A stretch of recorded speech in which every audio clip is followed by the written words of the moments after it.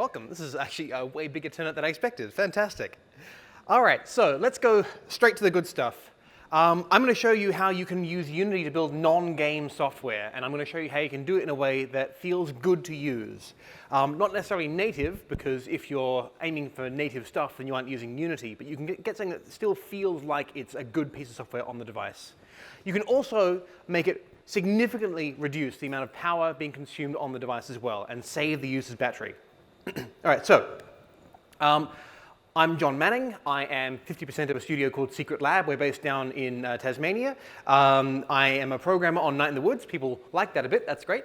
And also, I've written a bunch of books on Unity. I also work on Marvel Create Your Own, which is really cool. It's from Comics. And also, I'm going to show you some good stuff. So, the main question, why would you want to use Unity to make a thing that isn't a game? Well, there's a few reasons. Probably the reason why is that you're building some software that has some combination of these requirements. It needs to do something with graphics. Unity is famously pretty okay at graphics. It also would ideally need to be cross-platform. So Unity, again, it's quite famous for being a cross-platform game engine, and so we want to leverage that. We want to be able to write software that we can fulfill the dream of write once, deploy anywhere. Maybe you have some C# code, and it's some third-party library or internal library that is only available in C# or in a .NET language, and you want to deploy that on a variety of devices in an easy way. Unity can be used to make this a little bit easier. And also, you don't want to have to learn a whole new platform. Now, I kid, it's often good to actually learn the platforms that you're building for, but sometimes you want a bit of a leg up. So today, I'm going to be talking about the use of Unity as a standalone platform. This will be largely mobile-focused, and my primary background is as an iOS developer, but we'll be talking about Android as well. So this will be a largely technical talk. I'm not going to say why it's a good idea. You're in the room already. You know that it's a good idea. I'm going to talk about how you can achieve certain technical goals to make things better for your users when you're building your non-game software in Unity. So the background to all of this is we were approached by Comics who wanted to build Marvel Create Your Own, which is an iPad application. This is an application in which you design your own comic books with Marvel characters, and it's great. It's got every character you've ever thought about, largely. It involves lots and lots of manipulation of sprites. It needed also to be cross-platform. And so Unity seemed to be a really, really good option for this. So just to show you what this looks like, oops. So things like as you're moving around, you're putting things on the screen, you're dragging and dropping. This is still using Unity and still using a lot of the kinds of techniques that Unity would be able to accommodate. But you'll notice that we aren't having to do complete screen redraws where dragging and dropping and then nothing happens for a moment after that. And so there's a lot of opportunities for saving power here while still getting all the benefits of using the full game engine. So I've got three things to talk to you about today. First of all, we're going to talk about how you can interoperate with native code. Some of this might be familiar to you already, but also I want to go into a bit of a deeper dive than you might have seen before. I'm also going to talk about briefly how you can do native style input in a way that is better for the user, gives you things like the selection box and autocorrect and all that stuff like that. As well as how to save a frankly ridiculous amount of power by turning off every feature of Unity that isn't related to your game. So with all that, let's get started.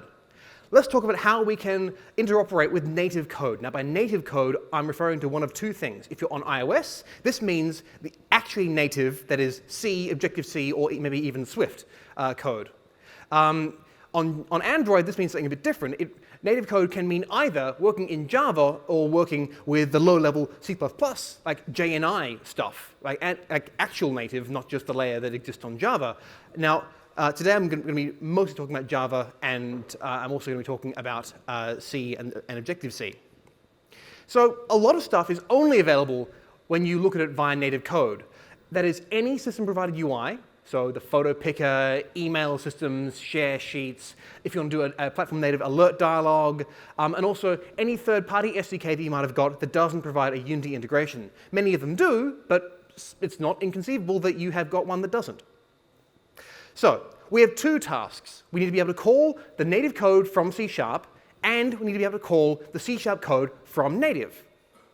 Now, this can get complicated because of the relationship between the .NET runtime and the native code on which that runtime exists. We have different kinds of memory management. We are passing different types around. We have to do marshalling. We have to do all kinds of stuff to bridge these two universes. So let's take a look at the iOS case first of all. Here we have a function written in C, and it takes two parameters, an integer and a string, and it returns an integer. So maybe this code interacts with other native APIs. To access this C function from your C# code, you first of all have to import and make available that C function in your C# code. First of all, you have to use the system.runtime.interop services assembly, and then use the DLL import attribute and declare an extern function. That means that you're declaring to the compiler that this function exists, but it is not defined inside C# or inside your assemblies. Instead, it's available via the native code. The DLL import attribute tells the compiler, or rather tells your code at runtime, where to find it. The __ internal says, don't try to load an external dynamic library. Instead, you'll find this symbol inside the binary itself. Once you've declared that, you can call it like any other method on your class. Now, it's useful to wrap your external declarations in an if-def so that it only gets compiled when you're actually building the player. That's because the native code doesn't exist unless you're in the player, which means it won't exist in the editor. So often it's useful to stub out an empty method so that your code will still run in the editor. So we've declared our C function, and so we can call it, and we can pass in the same kinds of types that we would normally like to. Integers, strings, we can get results back. Strings are automatically converted into pointers to characters for C, and then reversed.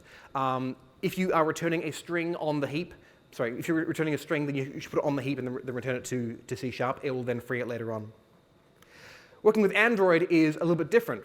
So here's a function, rather a method on a Java class. So because we're working in Java, we have access to all the stuff that's available via Android, the Android SDK.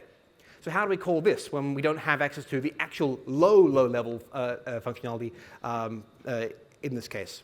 Well, what we do is we use the Android Java object class in C#.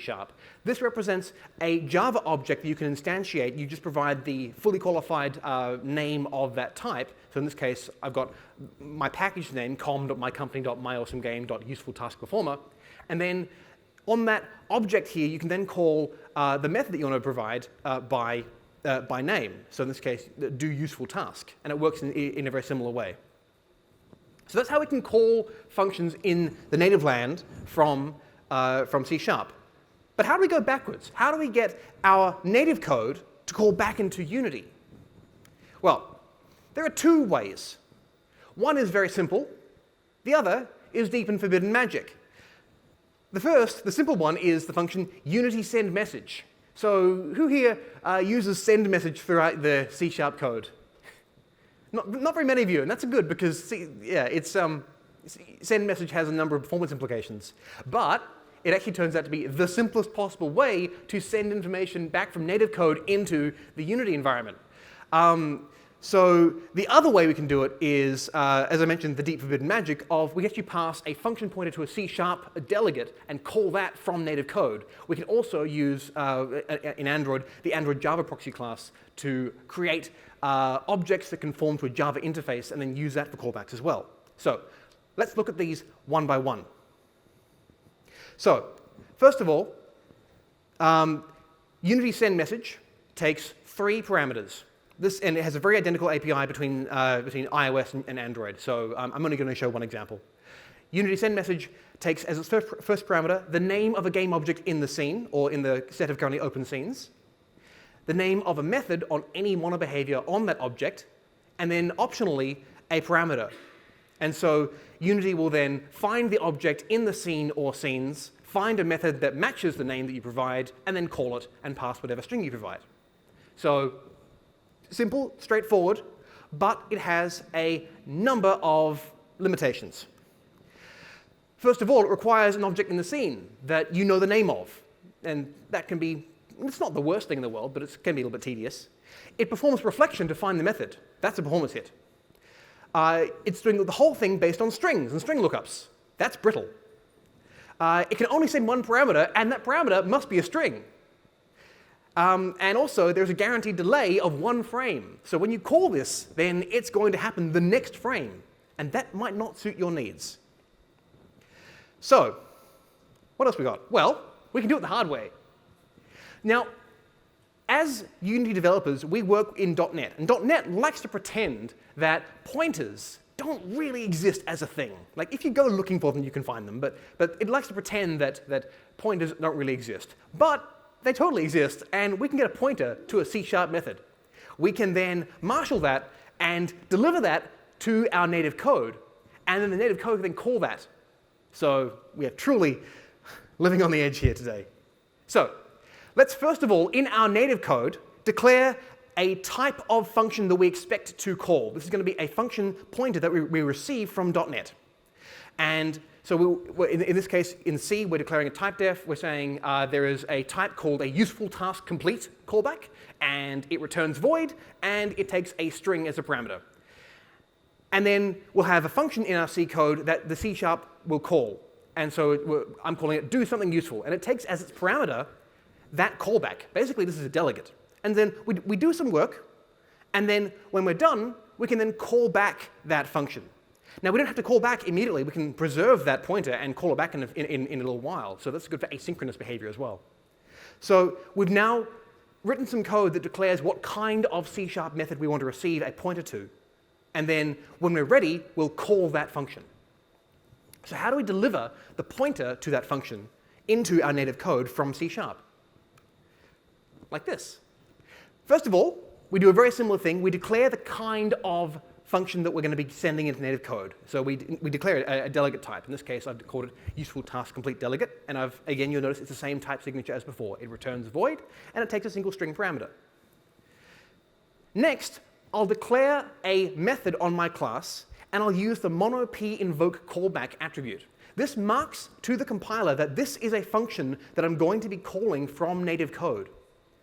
I declare that this is the kind of method signature that I declared the delegate type of. And also, importantly, this must be a static method.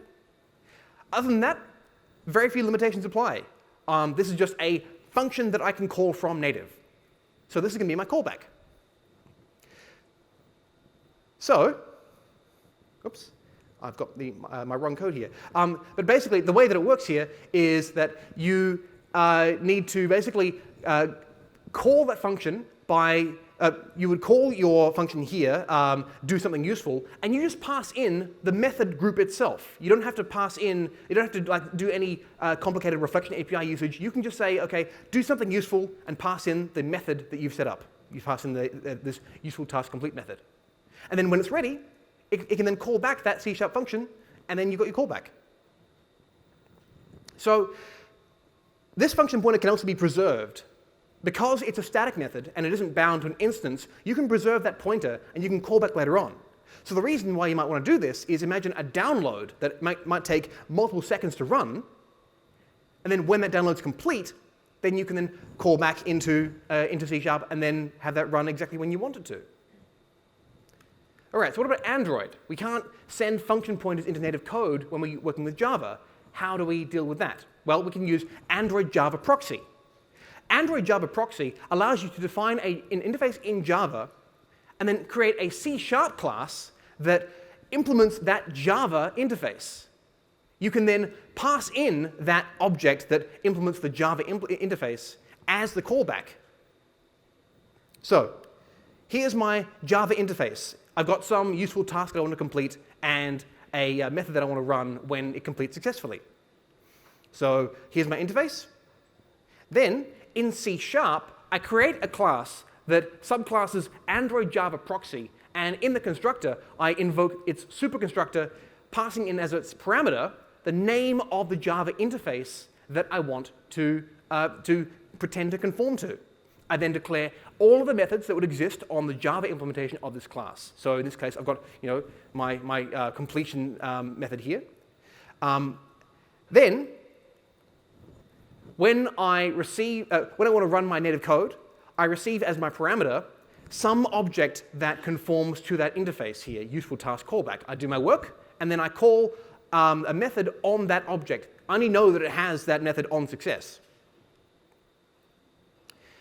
To work with this, I can simply create an object in Java using the exact same technique as I showed before, and pass in my object that implements the Java interface, and I'm able to receive back information back from Android.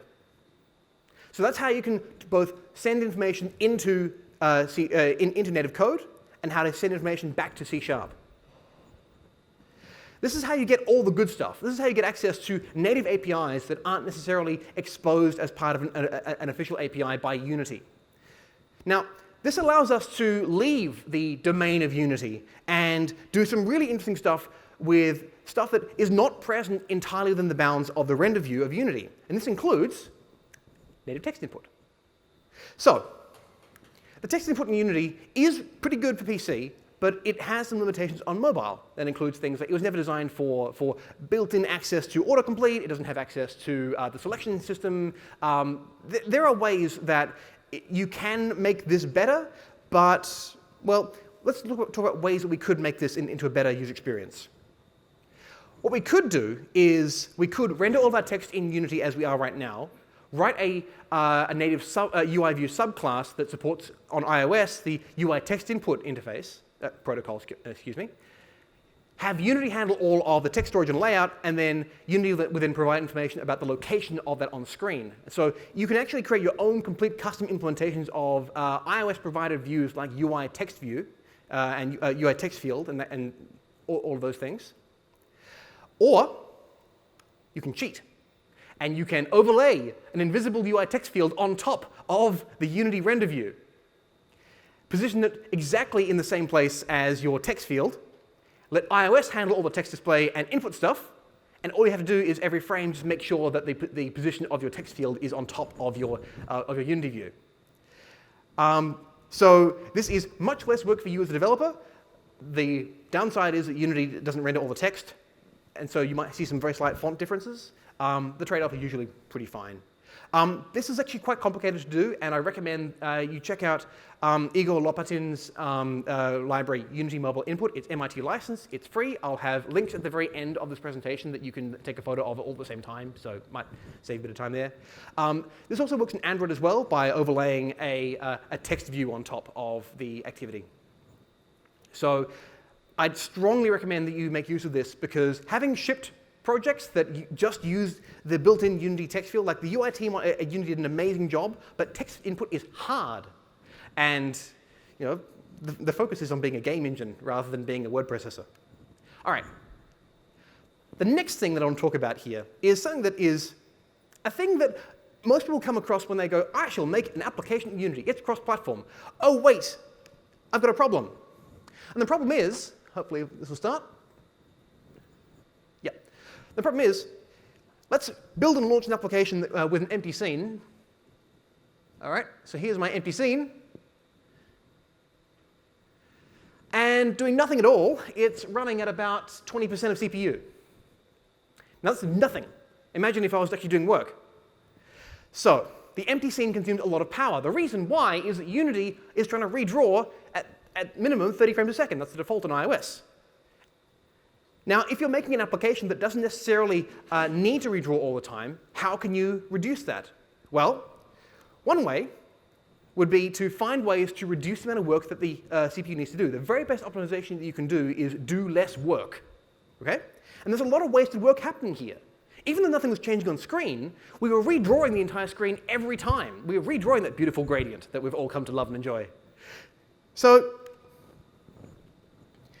a non-game application does not need to redraw its screen every frame. It just needs to redraw when something has changed. This is actually what the Unity editor does. The Unity editor is largely powered by Unity, and it will only redraw its window when something happens, like a UI event. So how can we make Unity not redraw? Well, the simple thing is to reduce the frame rate. Most people come across this advice when they go, how can I make a low power application? And this is really good advice. It does reduce the amount of power drawn by your application. Dropping to about 10 to 15 frames a second is a really significant power saving. But it does have a downside. Because the frame rate is being reduced, the opportunity for your code to run is also dropped as well. So now the game's going to be lagging permanently. Now, there's also a less obvious downside as well, and that is that it takes longer for your code to receive and process input. So now it might take about 100 milliseconds for a tap or a drag to be noticed, and that's not a good user experience. How can we get the best of both worlds? How can we reduce the amount of frames that we draw while at the same time being super responsive and having the opportunity to respond to user input? Well, let's first of all look at the first issue here. Let's reduce the number of frames we're drawing. Let's disable the renderer completely. Unity won't render the scene if there are no cameras active. So congratulations, we've just shut down the entire reason why this is a whole piece of software in the first place. And that's a good power saving. So the way that we can do that is we can just say camera.enabled equals false. Now, if you do that, an important thing to know is that at the beginning of the frame, Unity will, the camera will have already cleared. So if you just say camera is off, then you'll see a nice clean black screen with nothing in it. And typically, users like to be able to see the software that they're working with. So what we can do is immediately after disabling the camera, then manually render a frame right away. That has the result of filling the color buffer, and it'll stay on screen if you do something that I'm about to show you. Because this will still result in a black screen. We've told it to re-render, but it still goes black. And that's because at the start of the render loop, all cameras, even if, well, the entire color buffer is discarded, largely. So the clearing of the screen happens as part of the player loop. Can we turn off that part of the player loop?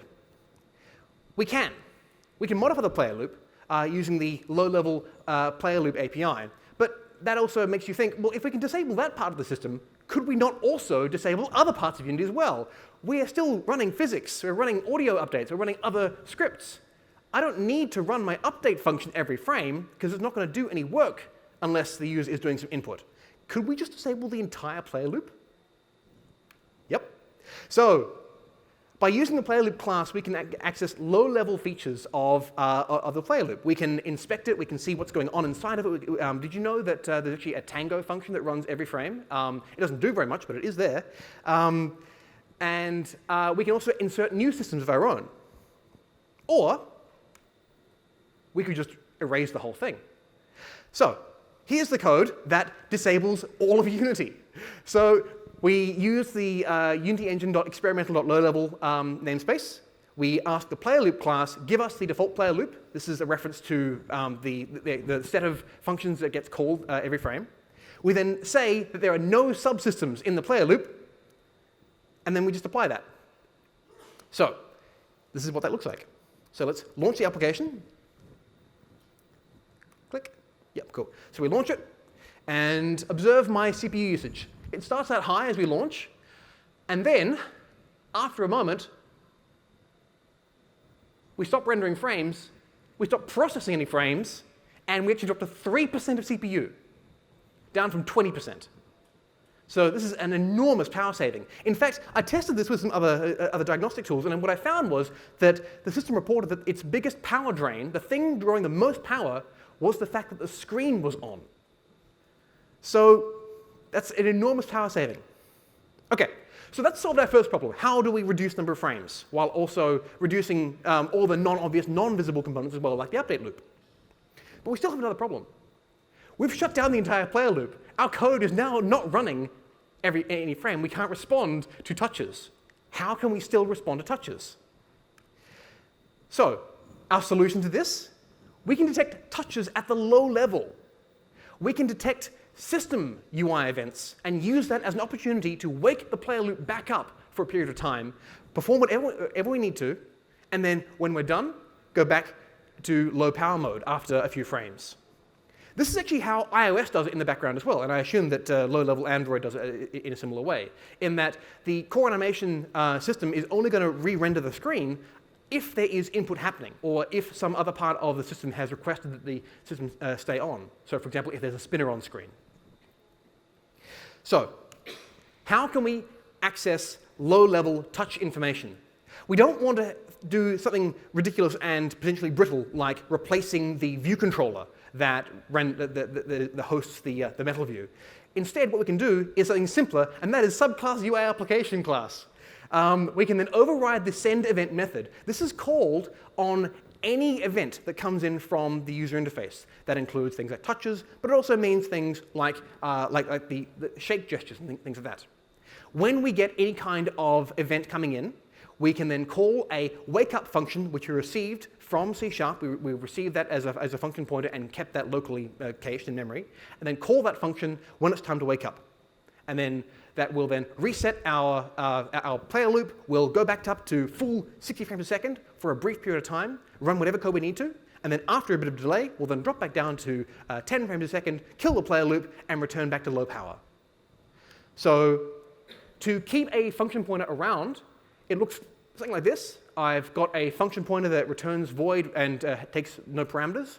And I'll also declare a static variable of that type, and so by making it static, it's just globally, it's just global state.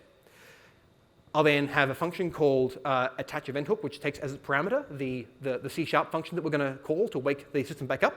And all that does is just keep it in memory. To override the send event method, you create a new subclass of the UI application class. This is not the same thing as a UI application delegate, if you're familiar with that in iOS programming. The UI application class is actually the class that represents the application in its entirety. And Apple says you can subclass this, but if you subclass it, the only thing that you should do is override send event. Don't do anything else, because that's really dangerous. In send event, we'll simply check to see, have we received a wake-up delegate? If we have, then we'll call it.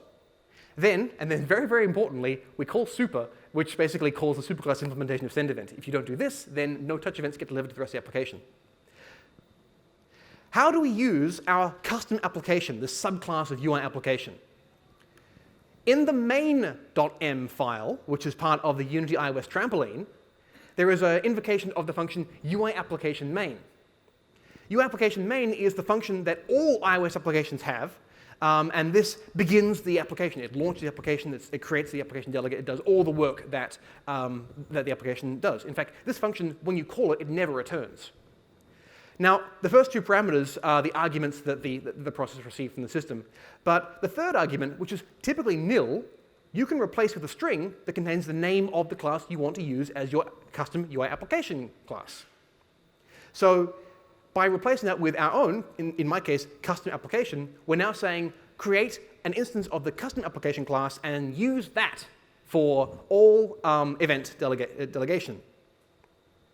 And then when that function gets called, this is back in C#, we tell the player loop, restore the default player loop. Let's put everything back how it was.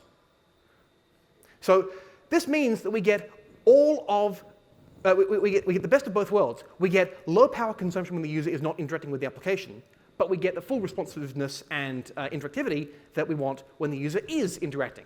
So we can jump from 60 frames a second the moment that the finger lands on the screen. And to show you that, here's a video. So I launch the application, and as I'm touching, it works. When I lift it, it stops. So that counter there is a number of frames that have been drawn. I'm just incrementing that once per frame. And you can see exactly how quickly the application jumps right back up to the normal frame rate. Cool. So I've given a very, very deep dive in how you do this on iOS. How would you do this on other platforms? The only thing that you need to do that is platform-specific is the ability to hook touch events at the low level. On iOS, you've just seen how to do that. I'm not going to go into as deep a dive on other platforms, primarily because of my background as an iOS engineer, but other platforms are possible. We can do this on iOS because we have access to the source code of the trampoline, that is the native code that launches Unity. I believe it's been announced that macOS will also get the ability to modify the Xcode project as well, I think. If not, Unity, please don't get mad. This is probably also doable on Android as well. You need to add your own custom touch event listener on the activity. On Windows, you could do something like hook the keyboard and mouse events and use that to wake up the application. I'm less certain about other platforms, but basically, this technique is fairly broadly applicable. So I've given a bit of a main focus on non-game stuff. You can also use this in not games, that is, games, in situations where you just want to reduce the power consumption of your game. So in pause menus, in idle timeouts, where the players stop using it for a bit, they put the phone down. Or games in which we have low degrees of interactivity. So turn-based strategy games, you could just freeze the entire system and only wake up when the user wants to interact. Or lower speed games like puzzlers. This would mean that you couldn't draw things like background animations, but if you design your art carefully, then you can do it in a way that makes the application not obvious that it's stopping the entire thing. You also could disable some of the render loop, but not all of it.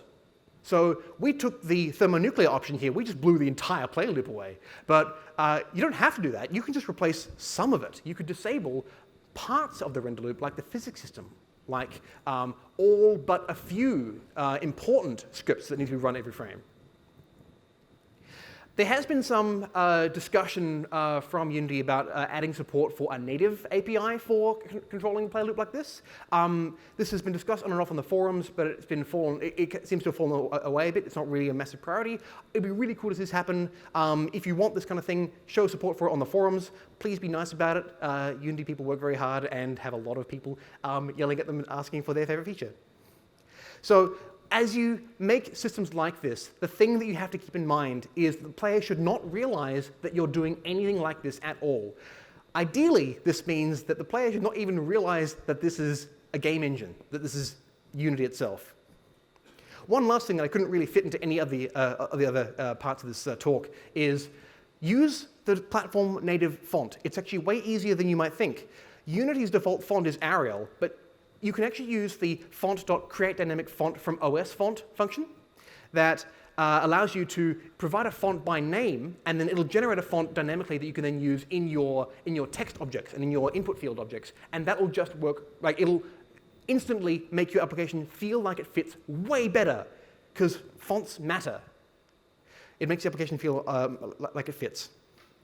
Finally, one last thing that is absolutely wild is a developer named Jackson Dunstan has been doing some work on what if you could do all your game scripting in C++.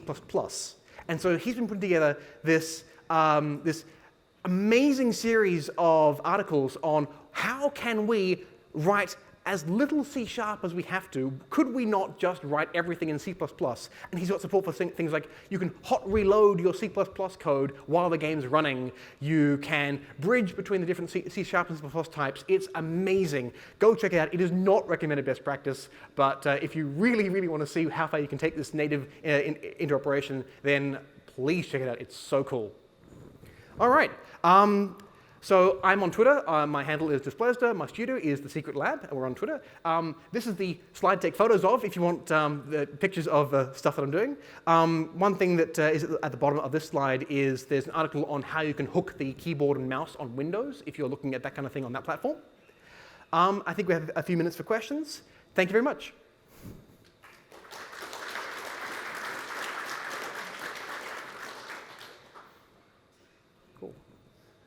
All right. Any questions? Yes. Yeah. With pausing like the whole play loop, if you wanted to do that, but then also have, for example, maybe every 5-10 seconds you wanted to maybe run a routine to collect some data from a ruined server. Yeah. So how would you do it with that particular, like if you've paused the whole play loop, but you also want to frequently. Yeah, so you want to stop the whole player loop, but still occasionally run some important stuff. Yeah. So what you do is you would blow away the entire player loop, but add back one system that runs as part of it, and then you have a lot more control in there because you aren't updating every object in the scene. You can just insert like a single function that gets run every frame, and then you say, okay, every 5 frames do my work. So you can add new components into that loop. Right. So. Like a coroutine, for example.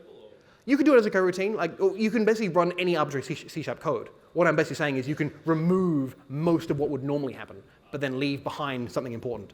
Yeah. Cool, thanks. Cool. Any other questions? One at the back. Yes, absolutely. Here's that font code again. So basically, the API is just font.createDynamicFont from OS font. You pass in an array of font names.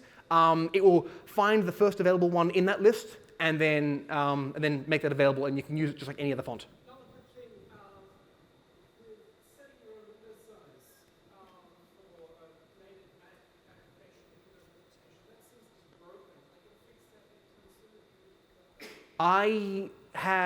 So the question was, if I heard you right, setting the window size on macOS is currently broken. Don't know. My focus has been on iOS, where everything's always full screen forever. So sorry. Cool. Any other questions? One down here. Can we just get the mic? Yeah. It's for the recording. Hi, so you talked a lot about just using native functionality. Would you recommend, say, using a native video player to try and deliver some video content versus Unity's video player? Would that be a considerable... I don't really know how... Is there some functionality in the Unity provided video player that is not present in because as far as I understand, they're using MP Movie Player in iOS and an equivalent in Android, as well as the fact that you can also decode video and stream that to a texture. So it wouldn't be the first thing that I'd look to right away. No, I just asked because I'm going to be building a predominantly UI system where there's just going to be a lot of video content coming. So it Sure. wise to just have that video come play through the native player and then... Yeah. I think it would depend a bit more on how you're using video, so probably chat after the talk. Yeah, cool. All right. I don't see any more questions. Thank you all so much for coming.